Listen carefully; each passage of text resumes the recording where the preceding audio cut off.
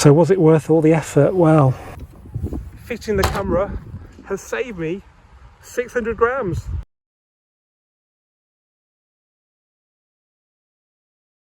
Hello and welcome back to the Volks Wizard channel. Now, when I had my first Mark 7 Golf GTI Club Sport S, there were a few unique things about that car that made it harder to live with than a normal GTI, and which actually eventually led to me selling it. But with this second one, I've sworn things are going to be different. For example, the Club Sport S leaves the factory on Michelin Pilot Sport Cup 2 semi-slick tyres. They're brilliant for setting a blistering lap time at the Nürburgring's Nordschleife. They're not so good though in standing water on the A452. So with this one, I've swapped them for Goodyear's Eagle F1 Supersport, which works well in the wet or the dry, and it's still a very, very high performance tyre. Also, Volkswagen decided that the Club Sport S should be the only Mark 7 GTI not to have rear parking sensors in order to save weight, but this means it's even more likely than usual that you'll damage the most precious of GTIs when reversing, particularly if, like me, you hop from cars with rear parking sensors and you might forget that no beeps means no sensors rather than no beeps means you're not about to hit something, which could get a little bit messy. Now, I'm not going to fit rear parking sensors because that would affect the look of the car and cutting the bumper isn't reversible. Instead though, I'm going to fit this genuine Volkswagen retrofit rear camera kit, which is exactly the one your Volkswagen main dealer would fit. And the good news is, apart from when it's in operation and the badge pops up so the camera can do its thing, the car will look completely standard. And in fine man-mass style, a good justification for it is that if you fit it on a DIY basis like we're going to do in this video, it's cheaper than having to get your bumper repainted when you've damaged it reversing. So in today's video, I'm going to show you in great detail how to fit this Volkswagen retrofit kit. So let's get started then by seeing what's actually in the box. Before we open the box, I just want to point out I sourced this genuine Volkswagen retrofit rear view camera kit for Mark 7 7.5 right-hand drive only from a company called Deutsche Parts. They're actually in Germany a few weeks ago sourcing parts, and they bought a pallet load of these cameras.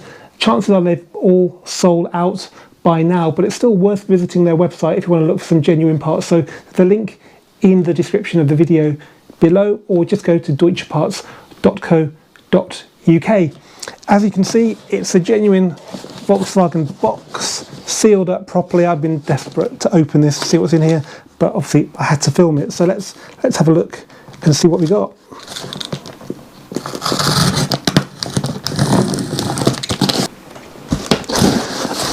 Okay, so in here we have a very comprehensive manual. It's in quite a few languages, so it's not actually 57 pages. We've got GB from 23, so actually 4 pages, which is good. Right, I've got quite a few bags, so a load of cable ties and connectors in there.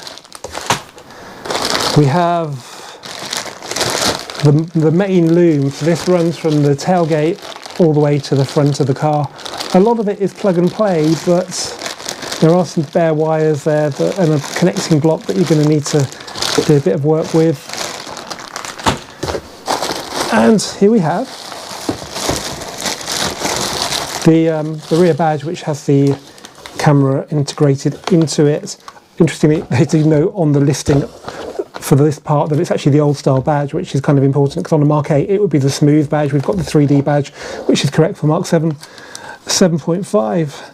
I've done a lot of research on fitting this, and there's a lot of complicated and confusing stuff out there, but I'm using this genuine kit and we're going to fit it in the way that a dealer would, so it's as sort of genuine as it possibly can be, and that's important on any car, but particularly on a car like the Club Sport S. So let's get fitting. Actually, before we start fitting, I thought it would be a good time to have a look at the tools required. There's nothing particularly sophisticated here. Some things you can probably do without, but I think what we have here is really what you need to do the job without too much stress. The most important tools are the trim tools, so you can probably just get away with one of these, but the more you have, the easier it is to get the trim off without damaging it. Then we have these wire tools. This again, you can probably do it with pliers and a pair of scissors for cutting wires, but this makes the job a lot easier. We can crimp, we can take insulation off, and we can cut as well, all with this tool. Got it off eBay, about £15, I think it's about 20 now. We've got a T20 and T30 for undoing screws on the trim. We have got a flat blade screwdriver, because you always need a flat blade screwdriver. We have got a heat gun. Again, you can use a lighter, but it's a bit more professional to use a heat gun, less likely to set your car on fire. This is from doing the heat shrink insulation on the butt connectors. We've got a pair of scissors, which sometimes it's actually easier to cut the wires with this than it is with this, just because of the location. We've got some trim tape, which matches the tape on the car to perfection. This is by a company called IQHAN, but there's one by Tesla, which I think is probably what the factory uses. We've got, specifically for Club Sport S owners, some sellotape. Wait and see what you might need that for. And we've got an M10 XZN spline. Again, this is specifically only for Club Sport S. And there is some coding required, but it's only one thing in one module. So if you're going to pay beer money for this, make sure it's only a half. Now it's that time in the video where I like to remind you guys how you can support the channel. Videos like this one take a very long time to film because it's a difficult job made so much harder by the filming process. So if you find it interesting or useful and you want to help the longevity of this channel, then all I ask is that you subscribe. Another way you can support the channel is to sell me your car. I'm specifically looking for Mark 7 Golf GTI Club Sport and Club Sport S, Mark 7.5 GTI Performance and Mark 7.5 GTI TCR. So if you've got one of those in great condition with lowish mileage, unmodified and full service history, then get in touch with me directly at andrew@volkswizard.co.uk. Now the German instructions say, and it's logical in many ways, that you start off by removing the inner tailgate trim panel. This method I think started with Mark 4 Golf, where you've got these metal clips that in the factory they just pushed in and you have to try and get them out. On Mark 4 it was really hard. Actually on Mark 7 the clips seem to be just as good as holding it in place, but they're not so hard to pull out. Some of them I think will stay in the tailgate, so you'll need to get them out with some pliers. On this car I think one was missing. That one there I've replaced. Also worth noting that these ones down here at the bottom by the lock are longer than these ones. The rest of them are all a little bit shorter. So if you have to replace them, yeah, make sure you put the right one in the right place. There are 4 screws that also hold it on, and a couple of those I think will be hidden by the warning triangle if you've got one, so bear that in mind. To get it off, I've removed these trims here that allow you access to the inner lamps on the tailgate. With those removed you can get a little bit more purchase on the tailgate trim panel, so when you pull it off it's a little bit easier. With that done, I moved on to the sill. This is the passenger side sill cover. There's no ambient lighting on this, so it's a bit easier than a normal GTI, and they come off pretty quickly. There's nothing missing from there, that's just how it is I think. What we do have though here, which is hidden under the back seat on a normal Golf, you can take the back seat out really easily, which makes it actually easier than a Club Sport S. You'd think a Club Sport S with no back seat would be easier, but instead of a seat we have a carpet that's pretty well integrated around the bar and the net and stuff, and it's really hard to move it. So actually getting to this bit here is quite hard, but this little stud holds that into the floor pan. Very interesting how this attaches to the side trim. So obviously the Club Sport S is a 3-door. You probably would find it a lot easier on a 5-door because you've only got this panel. It might be a little bit longer, but on a 3-door I've got to get the side trim panel out. Now this clips into it, and I would say if you lever it very carefully it will come out forwards. It's a bit tight around the seat belt mounting. And then I moved on to the front of the car. So this is all exposed now, which is great because we're going to run the cable down here. There's a little cover over here that's come off, there's a panel up here that's come off, and something around there's come off. I can't remember what, is that the glove box? Anyway, so you can see this is all removed. I've probably taken off a bit more than I need to from here, but we'll come to that later. So I just took this panel off. I didn't do the glove box at this point because I was trying to research how to do it because it's notoriously difficult. Actually, it's not that bad. Then I moved on to this area, which is really kind of tricky to get to in a 3-door car. Okay, so this is really important. You need to get the trim panel off. This bit's gone now. In here are where these clips fit, and these will tend to stay in the body when the panel comes off. They've designed them so that they kind of flex out when the trim panel's pulled forwards, and they don't break the mountings, which they used to on like Mark IIIs. So that's actually so flimsy because it's designed to sort of pull out here, and then this gets stuck in here. And you have to kind of work it out with one of those plastic trim tools. It's quite fiddly. But the very important thing to note is these clips have to be reset when you use them. Yeah, you need to have it in that position for fitting, and then when you push the trim panel in place, that will happen, which then secures it in position. I think that's right. Okay, so there's a load of these clips here, and just relocate them on there. Now look where the clips are. There's no screws, 3 across the top, one of which is bent a bit, so I need to be careful when I reassemble that. Might put that somewhere else. So 3 across the top, one there, one there, and one there. And then that gives us access to all this room, which is great, but then you've still got this section here to get rid of. And again, the Club Sport S doesn't make this any easier because the trim panel is butted up against the bar here, when normally you just have a, I don't know, a seat hinge or something. There's another stud that goes in there, and importantly, there's a T20 Torx that goes in there that screws this onto the body. And other than that, there's a clip or two down there. You can see the plastic one there, so not too hard. And then that will give you access to this piece, which you'd hope you wouldn't have to remove, but you really do, as you can see, to do a proper job, because that's where the cable runs down there. So with this free, you can then pull this out and then carefully get that out. And then, I probably should have mentioned this before, there's a little trim across the back of the car here that holds the headlining up, which is this one. Really easy to get out. Again, those metal clips. I don't think they're too much of a struggle at all. And then you should have pretty good access to where you need to run the cables. Okay, now let's have a look at the glove box, because it's very important to remove this in order to do the job properly. You can, with the glove box in place and this foam trim dislodged, get your hand behind the fuse box. There are a few videos saying feed a cable tie through the bit of the fuse box where you want the wire to connect, and then connect the wire to that and pull it through. That's fine, but you cannot get to the locking mechanism on the side of the fuse box unless you remove the glove box, or I can't anyway, and I'd rather not struggle, because actually it's not that bad removing the glove box. There are a few screws at the top, a few screws at the bottom, and I think there's one screw just here as well.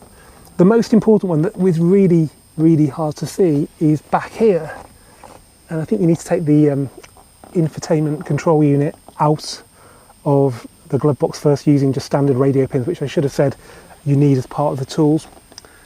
And that's, by the way, the pollen filter there. And then this is what makes this more complicated than on a lot of cars. The glove box is actually underneath the trim that sits along here all the way to the back of the centre console. So this just needs popping off. You can see there are a number of clips here. There's no screws. Pop that off and the glove box will just come out, and that makes life so much easier. So don't be afraid of the glove box. When you've got it loose, you'll need to undo a fair bit of wiring off the back of it, and this air conditioning feed hose there as well. And this is something to do with the light switch, I think, or the ratcheting mechanism for to stop it coming down in a bang. You've got this damper in there, I think that's it. But it's not too bad, it should go back really well. So yeah, definitely take the glove box out, because then there's just a couple of little clips on the fuse box and it just comes out. There is a plastic piece around here that's white, that's really, really fragile, which actually is broken, but if you try and get it out carefully, you'll probably end up breaking it, so just beware of that. But with this loose, you should now be able to get to the clip and get the wiring in, you know, without too much of a struggle. So let's start off then by connecting the wiring as per the instructions at the back. Before we start working on the wiring, it's really important that you disconnect the battery. On this car we've got the fabric battery cover, so I've undone the terminal with a 10mm spanner and I put the fabric cover in between the battery and the terminal to stop it making a connection. And the first thing we're told to do by the instructions is to remove the original Volkswagen badge. So we're using a T25 Torx driver for that. There are 1, 2, 3 screws.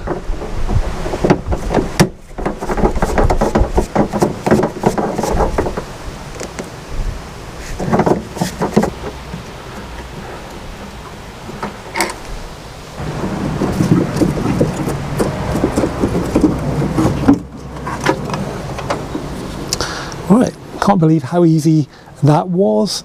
We've got the drain tube which we've got to fit to the new one, and that's got a little grommet at the end of it that fits in there that is a little bit damaged, so might just repair that with a bit of super glue. This should just pull off. It's a good time now to weigh the old emblem and the new one. So the kit we were putting on the car was 770 grams, but we can take away the weight of the old emblem, which is 321, so that means we're adding 450 grams. Okay, so I've got my wire cutters and I'm just going to cut through it. It says do it just before the plug. There we go. Okay, it actually said remove about 3 centimeters of this wrapping, so there was some already missing, so that's probably a bit much, but we can reapply some and it just wraps around anyway. Okay, now we've got to remove the insulation from the end of the wiring. It doesn't say how much, but if you look at the butt connectors, it's, I don't know, probably about 7mm, and we're using the smallest one on these wire tools just to strip this wiring because it's quite small gauge. So just slot that in there and then just pull, and we get a really clean cut, which is great. That's why these are so good. You can't cut through the wire or take bits of it off with you. It just takes the insulation off. Okay, it's now time to fit the Volkswagen emblem with the camera. What was that, Doc? I said we seem to be on the flight path again today. So what we're going to do is fit this first and then try and get this drain tube attached to it. I've repaired the end of it. I'm going to take the protective foil off now because it might be impossible afterwards.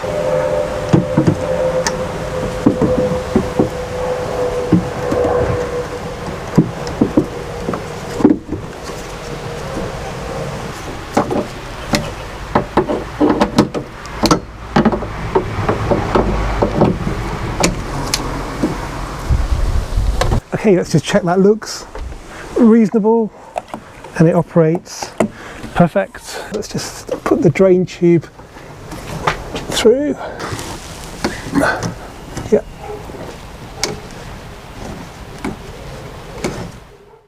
Okay, now we need to clip this little bracket that's made of 2 pieces into the wiper motor. I don't want to jump the gun, but I'm just going to plug this plug that we cut off earlier into the camera, just so it holds the loom up that's in. Okay, so now we connect the 2 grey connectors, which are for the camera signal. That's pretty solid, and then clip that in there.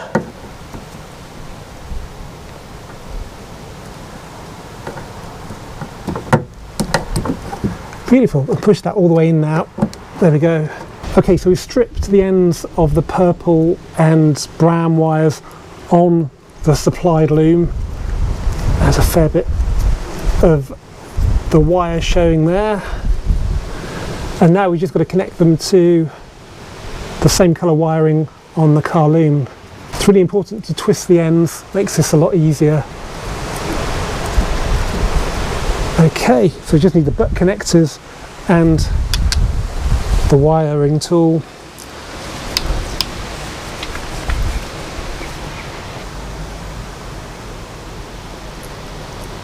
So just slotted the wire in there, and now we're going to crimp it. Just doing the tug test to make sure that's secure. So that's fine.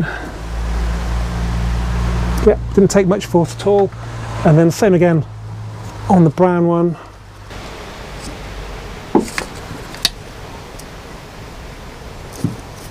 And again, pulling that hard, it should be really secure in there, and that's good. And then same again on the other side.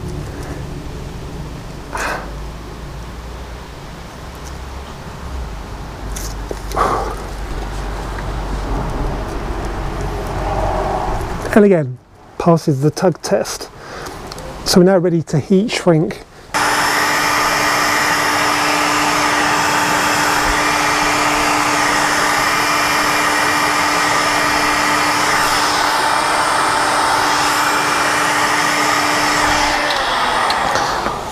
Okay, didn't take a lot of heat, and just make sure they don't stick to each other. Yeah, and there we have two pretty good solid connections that Volkswagen would be very happy with. Right now we've got to cable tie the loom into position, ready to feed it into the main bit of the car.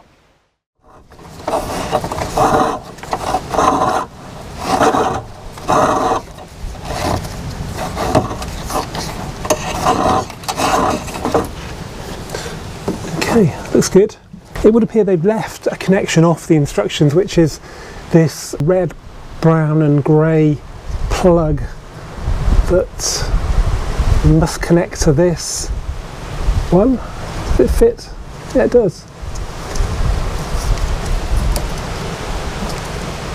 Okay, so I've connected that. It's got a clip on it that sort of looks like it goes in the square, and there's a square right here that's in the perfect position.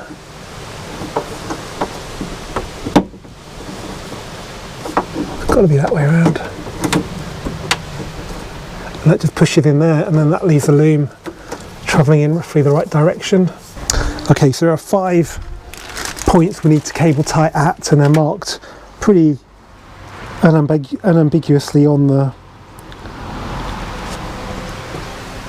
instruction manual. So one is to the side of the wiper motor here, and then one just here. These are seemingly to be next to where the existing loom's clipped into the body, which makes some sense. So by the rear light, yeah, again on another clip. Okay, and another one, yep, on another clip.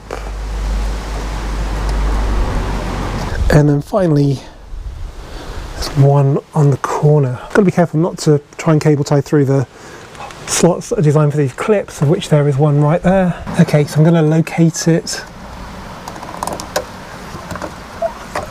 on the body of, there's like a connecting piece here that's a hard bit of plastic, so I'm going to connect it onto there.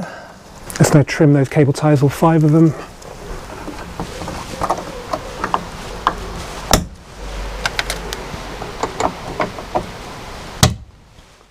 Okay, now we need to splice this blue and black wire from the new camera loom into the existing loom.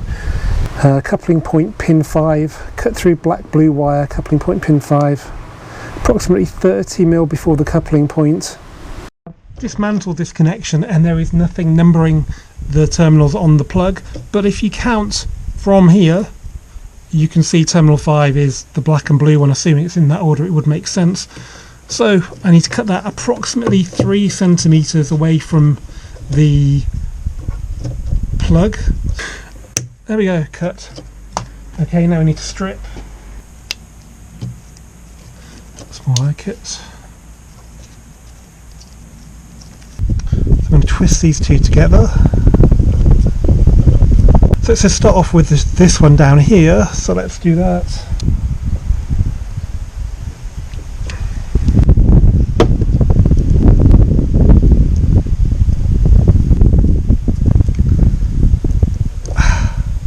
Surely that's got to do it. Yep, passes the tug test. Okay, let's get this one in. That's it in. It's going to be tight.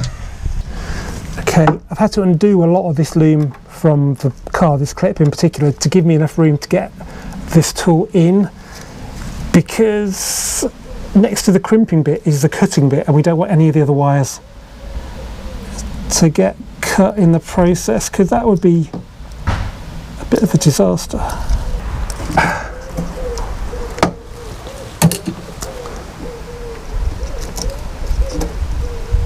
Yes, tug tests passed. Now for the heat.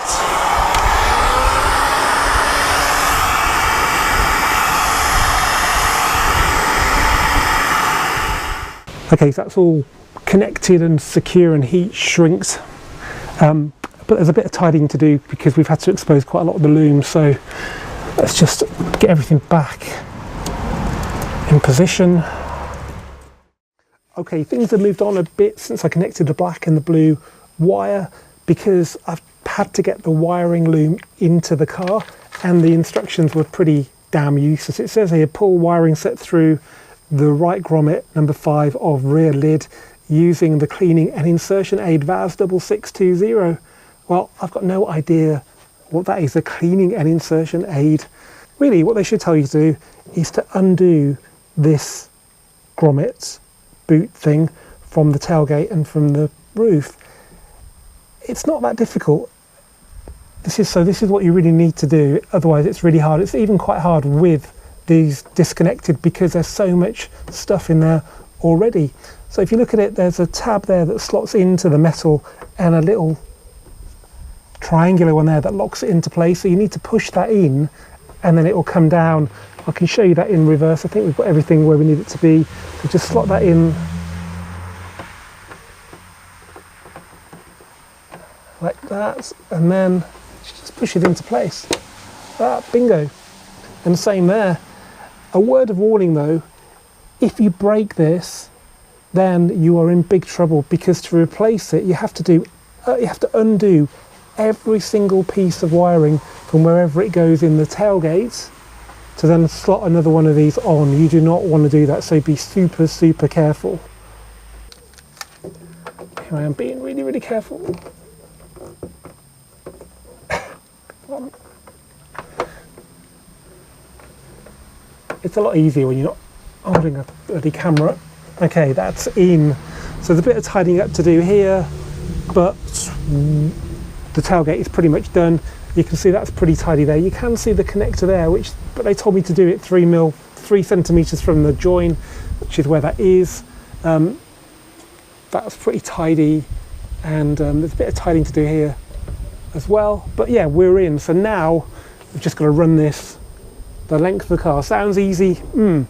Let's see if it is.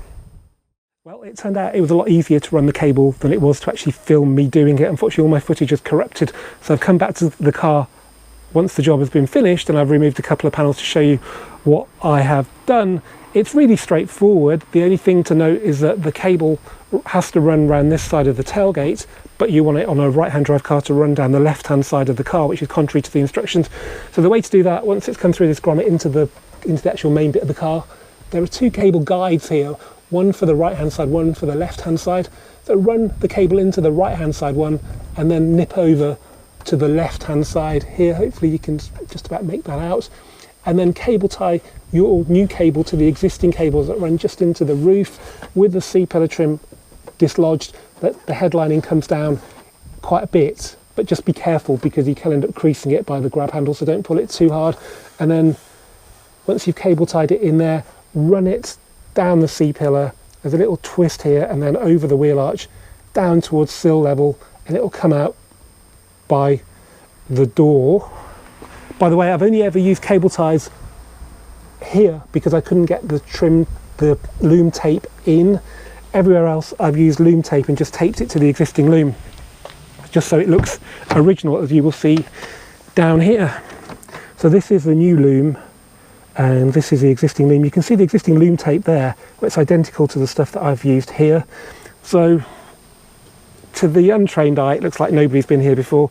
A slight glitch in that is that the loom supplied is a bit longer than necessary for the hatchback. I think it must be for the estate. So you get about 60 centimeters too much. There's a loop here where the loom goes back and down. I've taped that all into position so it's as invisible as it can be. And yeah, that's it. Once you've done this, it's pretty straightforward. Run one strand up to the infotainment loom, and then another, well, one pin goes up to the fuse box, which is just here.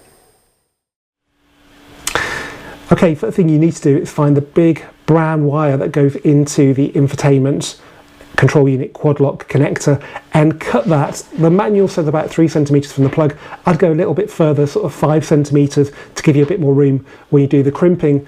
With the wire cut, I trimmed the insulation off the edges. I'd go a bit further on this wire because it's thicker, probably up to about 1 centimeter, and then locate the matching brown wire on the camera loom, and again take about 1 centimeter off the end of that, and then twist that together with the wire that you cut, the end that goes into the car, not the end with the plug, and with that securely twisted together, slot that into the white butt connector. That's the biggest one in the pack. It will be quite tight, but it should fit okay. And then with that in there securely, crimp it, and crimp it hard because the butt connector is quite chunky and it takes a bit more force. Make sure that passes the tug test, and then twist the end of the wire that's coming out the plug, push that into the butt connector and crimp that. And again, once that passes the butt test, you're ready then to heat up the heat shrink on the butt connector. I know it's inside and it doesn't really need to be waterproof, but it's still good practice to do it. Be really, really careful though, because you're heating up something to quite a high temperature within the cabin, so it's quite dangerous. There is a risk of fire. With that done, I like to tidy up the loom with some more loom tape. I wrap it around the butt connector so it's no longer visible. Looks like I've never been there.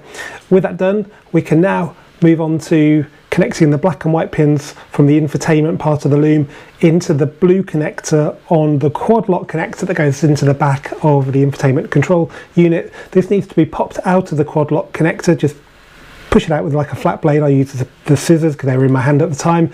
With this out, we need to release the tabs at the top and bottom of the blue connector, and then this will now allow us to push the pins into position. The manual says they need to go into terminals 6 and 12.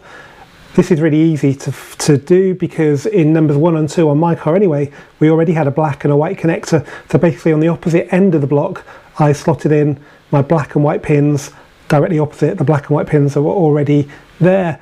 I should point out the kit does come with a blue connector just in case you have a car that doesn't already have one there. So then you just connect the pins to that and slot that into the quad lock connector where there would be a space. With those slotted in, we then need to clip the tabs back into position on the blue connector and simply push that back into the quad lock connector, and then now we can move on to connect the last wire, which goes into the fuse box. Okay, so we need to get the wire, the one wire that's left, this white one down here, into fuse position F18, which I'm not sure if you can make it out. It's just next to that brown one at 5 in the middle of the shot right now. So to do that, you just just to plug it into the back, but to be able to do that, you have to get onto the unlocking mechanism, which is on the side of the fuse box, because all these wires are held into place by this bar that runs the width of the fuse box. Can you just see it there, the purple thing? So we need to just unclip that. Now when you start researching this job, you see a lot of people show you this clip when it's been broken, and I've been so careful to not break it, and I've got to thank Mr. Fix-It's YouTube channel because he shows the back of the clip and how it works, and it's really important to push it down as well as force it out. So what I've been doing is using a stubby flat blade screwdriver and getting it behind the clip, behind the tab there, and then with my thumbnail pushing it down at the same time, and I'm pleased to report it's now out. So now we can get the wire into position, and that'll be the last of the wiring. Hooray! Now in a lot of guides on the internet, they say you should use the end of a cable tie to pull the wire into the fuse box, and that's probably more useful on a left-hand drive car where the fuse box is in the same position, but being left-hand drive, it's behind the steering column and all that gubbings. We're quite lucky on our right-hand drive cars that we can remove the glove box, which then gives us good access to the fuse box. It means we can pop it forward out of its mountings, undo that clip quite easily, and also we can slot the wire into the back of it quite easily because we can tilt it forward. You could use the cable tie to just help you work out where you've got to slot it into at the back of the fuse box, because you can only tilt it forward a few degrees, so you can't actually see what you're doing. But once you've kind of got a rough idea where you need to put it in, there is a wire next to the way you want to slot yours in on the left hand side of it as you look towards the front of the car. Then it's not too hard to pop it in, and job done. Okay, everything's connected now electronically. I've just put the infotainment control unit in the footwell down there, just for now, just to make sure everything works before I put the glove box back in. I don't want to have to take that back out again. I've got VCDS running. Because the dealer fit aftermarket kit is only for a low line camera, which means it's a lot simpler to configure. There's only one little tweak in the coding I think we need to do. Right now the camera, the badge pops up, but there's no picture on the infotainment screen, so we just need to tell the infotainment screen that we've got a camera, which means going into the long coding, and it's byte 19 and bit 4, rear view camera low, and to put a tick in the box means it's activated. Then exit, do it, and that will save the new coding. Just need to do a hard reset now of the infotainment system. So if we hold that down for a certain amount of time,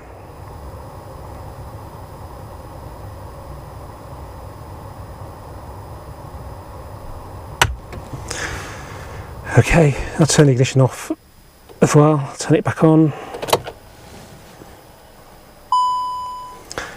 We've got a few faults on the dash just because the battery's been disconnected and the car hasn't moved. Right, select reverse, and there we have it, guys.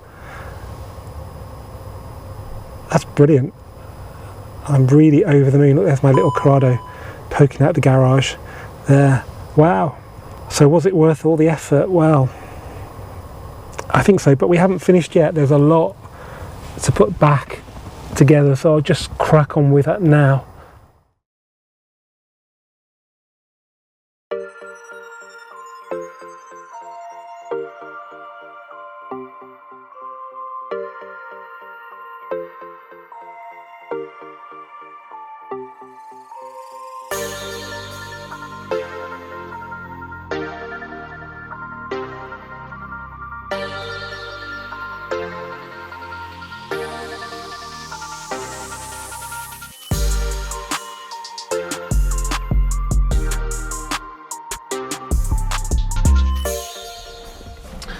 Well guys, I won't pretend reassembly hasn't been frustrating, but actually something that's made it even harder is it being a Club Sport S. You might think it's easier, but you would take the back seats out of a 3-door. There's no way of doing it without that. With a Club Sport S you think it's fine, but it's been really hard getting the side trim panel back on, and I try and think how would they do it in Wolfsburg, and clearly they did it before they put the bar across. That's quite easy to undo it. It's just an M something driver M, an M10 maybe, and then it just comes off, and you've still got the hooks there that were normally there for the back seat, which is interesting. What was even more interesting was, whilst this side was tight, this side was loose, and I'm wondering if this is the cause of the rattle that I've been experiencing. But now with this bar loose, I can get the side trim panel on square on. There's no point trying to do it at an angle, which is what I was trying to do, and that's how it came out. I've reset all the clips on here so they're ready to be pushed in. Let's have another go without the bar in the way.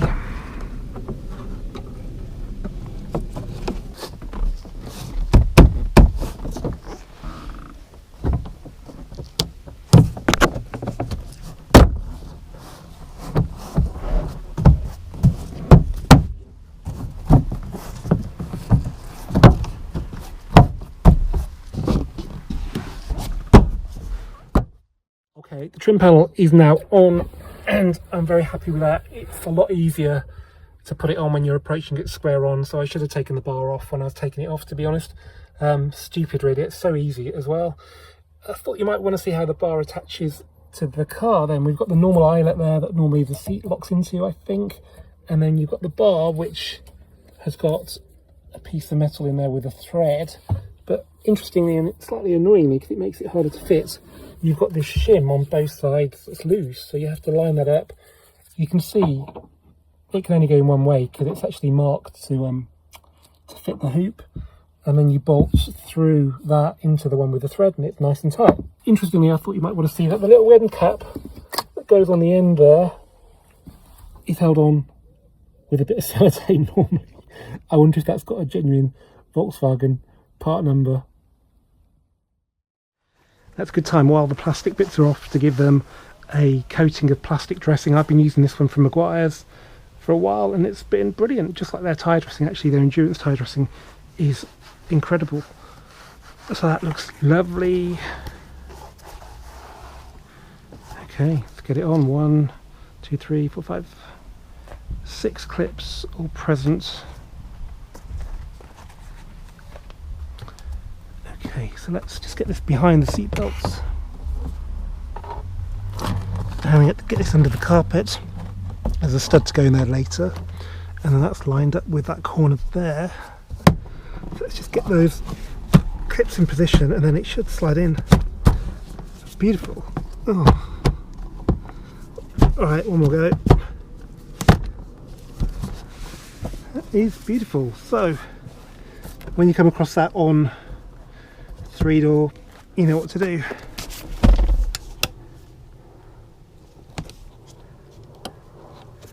Okay, clips in position. Again, all good.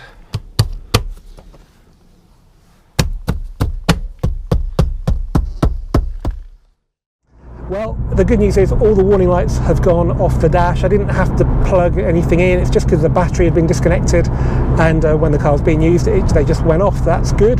The bad news is tightening up the rear brace bar hasn't fixed my rattle. That's still present and is going to affect my enjoyment of this car until I crack it. I changed a lot of parts back in, I think, June. I was obsessed with it, and then I went to the Nürburgring where it didn't really rattle. Came back, it rattled. I didn't use the car throughout July. So yeah, if you've got any suggestions, it sounds like a ping pong ball hitting a ping pong bat. The good news is there are no more rattles, which is a really good thing because I've taken apart a lot of the trim on that side of the car, but I was very careful with how I put it back on. Now, the reason for this drive is not to listen for rattles, but to actually test out the rear view camera. We're going to a particular place that even low mileage Club Sport S's would come out of hibernation to visit every so often. And when you get there, you have to park in a very tight parking space. You have to reverse in as well, and often there's quite a big audience watching you do it, which certainly increases the pressure.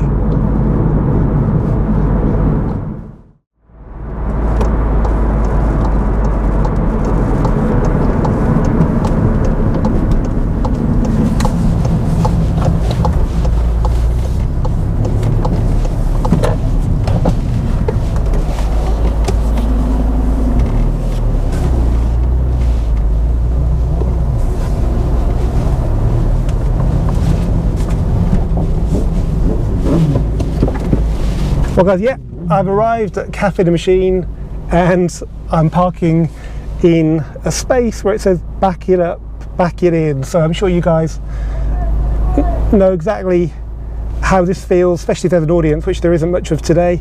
I'm looking at the markings on here and I'm thinking the red line is where I need to be, so it leaves me a bit of room. And I would say that is perfection. Well, as you can hopefully see, the car is now parked the perfect distance away from the wall. So I backed up until the red line was on the wall, and that's left a couple of feet behind the car, which is perfect for getting in the boot. And it also means there's enough room for people to walk behind it without damaging it with their coats and their bags, etc. So yeah, I am super happy with the result. I won't pretend it wasn't a big job, and I really don't know how the aftermarket people will do this job for a couple of £100, but yeah, maybe they're just better at doing it than I am.